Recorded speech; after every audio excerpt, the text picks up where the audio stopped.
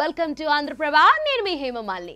Talent ఎవరి సొత్తు కాదు. ప్రతిభ ఉంటే చాలు నీ ప్రయాణంలో ఎన్ని అడ్డంకులు ఎదురైనా దాటేయొచ్చు. ఇక సినిమా ప్రపంచంలో నటుడుగా ఎదగాలంటే అవమానాలు మరెన్నో సవాళ్లను అధిగమించాల్సి ఉంటుంది. అలాంటి ఎన్నో అడ్డంకులను ఛేదించి స్టార్ హీరోగా తనకంటూ ఓ గుర్తింపు తెచ్చుకున్నాడు. కోట్లాది మంది అభిమానులను సంపాదించుకుని తన నటనతో విమర్శకుల ప్రశంసలు అందుకున్నాడు. నటనపై అతడికున్న ఇష్టం, సినిమా అంటే తనకున్న ఆసక్తి అతడిని సినీ పరిశ్రమలోనే అగ్ర కథానాయకుడిగా నిలబెట్టింది. భారతీయ సినీ పరిశ్రమలోనే మొదటిసారిగా ఒకే చిత్రానికి 1,25,00,000 రెమ్యూనరేషన్ తీసుకుని చరిత్ర సృష్టించాడు. ఒక్క సినిమాకు అంత మొత్తంలో వసూలు చేసిన మొదటి వ్యక్తిగా నిలిచాడు. ఇంతకీ ఆ హీరో ఎవరనుకుంటున్నారు? బాలీవుడ్ ఇండస్ట్రీలోని షారుఖ్ ఖాన్, సల్మాన్ ఖాన్ అనుకుంటున్నారా? అయితే పొరపాటు పడ్డట్లే. అంతేకాదు, బాలీవుడ్ బిగ్ బి అమితాబ్ బచ్చన్ కూడా కాదు. ఆ హీరో సౌత్ ఇండస్ట్రీకి చెందిన వ్యక్తి. తెలుగు కలమ్మ తల్లి ముద్దుబిడ్డ మెగాస్టార్ చిరంజీవి. అవును, ఒక్క సినిమాకు 1,00,00,000 పారితోషికం అందుకున్న తొలి భారతీయ నటుడు చిరంజీవి. 1992లో వచ్చిన ది వీక్ మ్యాగజైన్ ఫస్ట్ పేజీలో చిరు గురించి ప్రత్యేకంగా పెద్ద ఆర్టికల్ రాశారు. ఆ మ్యాగజైన్ ముందు పేజీలో బచ్చన్ కంటే పెద్దది అనే శీర్షికతో చిరు ఫోటోను ప్రచురించారు.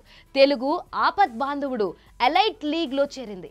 ఆపద్ బాంధవుడు కోసం చిరంజీవి తీసుకున్న రెమ్యూనరేషన్ ₹1,00,00,000. ఈ ఘనత సాధించిన తొలి భారతీయ నటుడిగా నిలిచారు చిరు.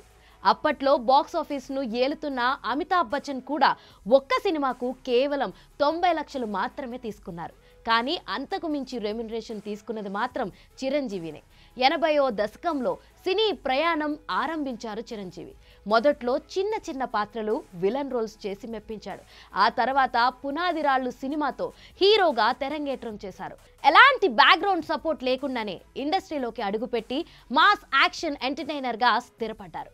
దశాబ్ద కాలంలోనే తెలుగు చిత్రసీమలో నెంబర్ 1 హీరోగా నిలిచాడు. బ్యాక్ టు బ్యాక్ చిత్రాలతో తక్కువ సమయంలోనే సుప్రీం హీరో, మెగాస్టార్ అనే బిరుదులు అందుకున్నాడు. చిరంజీవి తర్వాత తమిళ్ స్టార్ కమల్ హాసన్ 1994లో ఒక సినిమాకు 1,00,00,000 రెమ్యూనరేషన్ తీసుకున్నారు. ఆ తర్వాత రజనీ సైతం 1,00,00,000 క్లబ్లో చేరారు. 1995లో అమితాబ్ బచ్చన్ ఒక సినిమాకు 1,00,00,000 కంటే ఎక్కువ వసూళ్లు చేశారు. ఇక షారూఖ్, సల్మాన్ 1990ల చివరి నాటికి ఒక్కో సినిమాకు 1,00,00,000 తీసుకున్నారు. ఇక వెంకీ, నాగార్జున సైతం అదే సమయంలో 1,00,00,000 వసూళ్లు చేశారు. ఈ ఏడాది భారతదేశ 2వ అత్యున్నత గౌరవ పురస్కారం పద్మ విభూషణ్ అందుకున్నారు చిరు.